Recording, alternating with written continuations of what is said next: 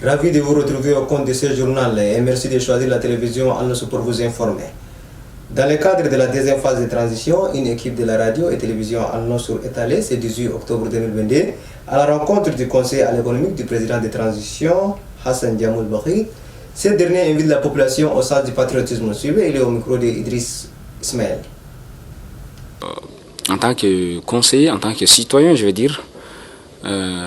demander à la population tchadienne, à mes compatriotes, d'accompagner le président, de soutenir le président, parce que le président, le général Mohamed Idriss, n'est pas le président d'un parti, parce qu'il est le président de la transition étant donné qu'elle est nationale, comme le dialogue l'a été.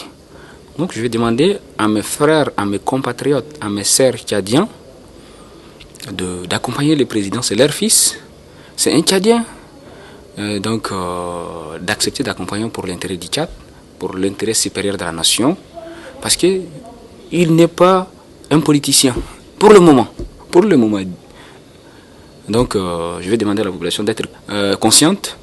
Il y a des dangers qui nous guettent.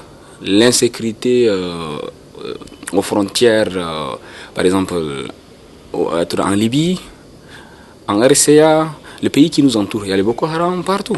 Donc il faut vraiment soutenir le président Mohamed Idriss Déby pour qu'il puisse relever les défis de la sécurité et puis de pouvoir aussi pendant les 2 prochaines années de pouvoir développer notre pays.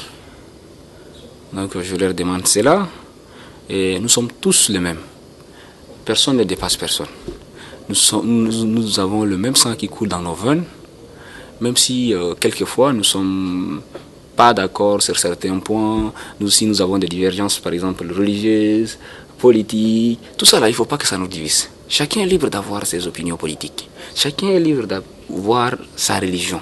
Mais quand on fonde une nation, on est le même. C'est la laïcité. C'est ce qu'on appelle la laïcité. La laïcité réunit tout le monde autour des mêmes valeurs. Des valeurs républicaines, des valeurs nationales, des valeurs sociales. Donc il faut mettre de côté tous ces mots-là. Chacun a sa religion. Avec ta religion, toi tu les fais à la maison, à la mosquée.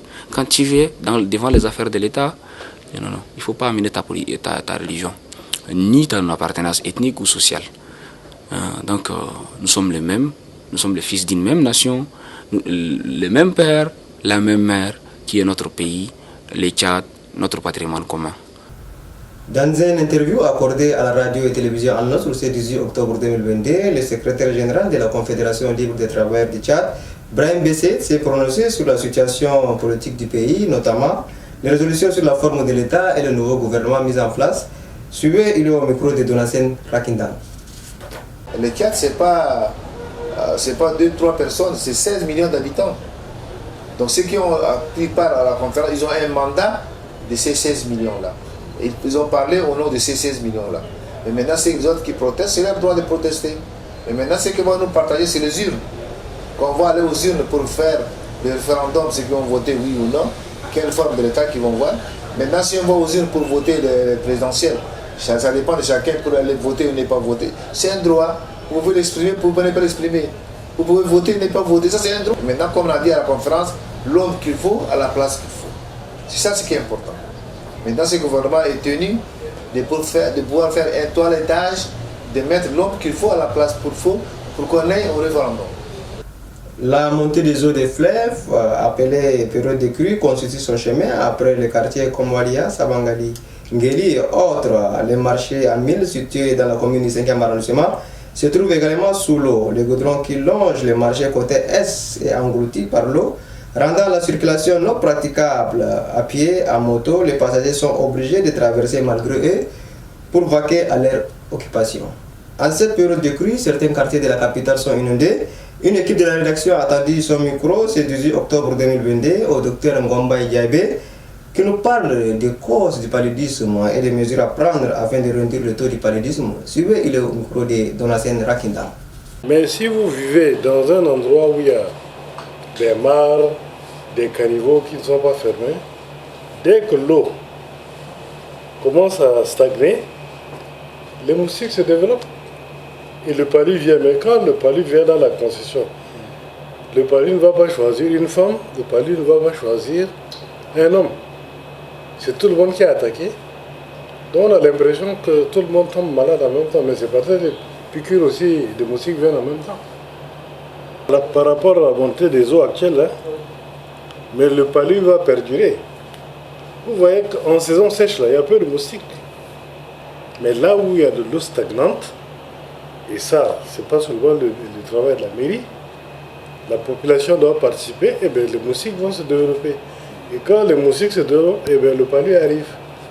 Et maintenant, normalement, on est le 18 octobre.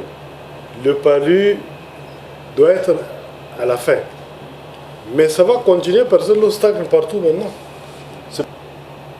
Donc ce n'est pas les bâches sur le vol qu'il faut prévoir pour ceux qui déménagent parce qu'ils sont chassés.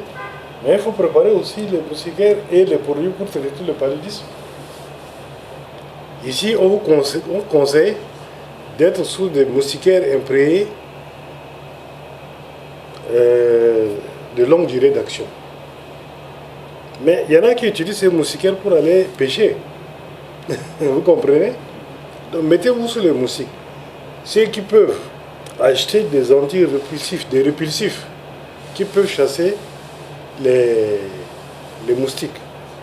Même la citronnelle, là, vous pilez bien, vous mettez sur votre corps, les moustiques ne viennent pas. C'est tout, et couvrez-vous. Dès 16h30, 17h, couvrez-vous avec des chemises à manches longues, portez des chaussettes. C'est tout ce qu'on peut vous dire. Et puis en sport, l'attaquant madrilène Karim Benzema a eu le Ballon d'Or 2022 lors d'une cérémonie à Paris, en France. Reportage et images nos confrères de la France 24. Bon, le vainqueur du Ballon d'Or 2022, et je suis ravi de cette récompense, c'est pour toi Karim Benzema. 24 ans, que la France attendait un successeur à Zinedine Zidane.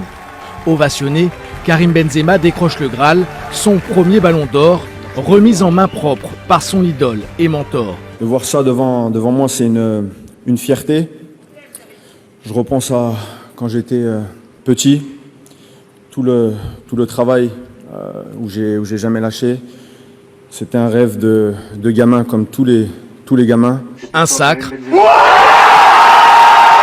partagé en direct à Bron, dans le club de son enfance. Je pensais pas que ça allait être lui, parce qu'ils stressaient tous, ils étaient tous tout blancs. Adulé, mais aussi salué par le président de la République Emmanuel Macron. KB9, 2 lettres et un chiffre qui resteront dans l'histoire du football. 24 ans après Zidane, Karim Benzema ramène un nouveau Ballon d'Or à la France. Félicitations à lui. Ce Ballon d'Or est aussi une renaissance. En 2015, après l'affaire de la sextape et sa condamnation par la justice, Karim Benzema est écarté de l'équipe de France. 6 ans d'absence, puis un retour en bleu où l'attaquant Assagi devient indispensable pour ses coéquipiers et pour Didier Deschamps. Ce matin, en marge d'une rencontre avec les formateurs, le sélectionneur est d'ailleurs revenu sur le couronnement de son joueur. C'est quelque chose de fabuleux pour lui. Ça met en lumière l'ensemble du football français à travers cette récompense pour Karim. Récompense d'une saison exceptionnelle avec 50 buts et une 5e Ligue des Champions en club, Karim Benzema devient le 5e Français à décrocher le Ballon d'Or. Reste désormais un titre majeur, celui de champion du monde avec l'équipe de France. Le lendemain de la finale au Qatar en décembre prochain, Benzema fêtera ses 35 ans. Et sur ce, c'est la fin de cette édition. Merci de l'avoir suivi. Au revoir, à demain, Inch'Allah.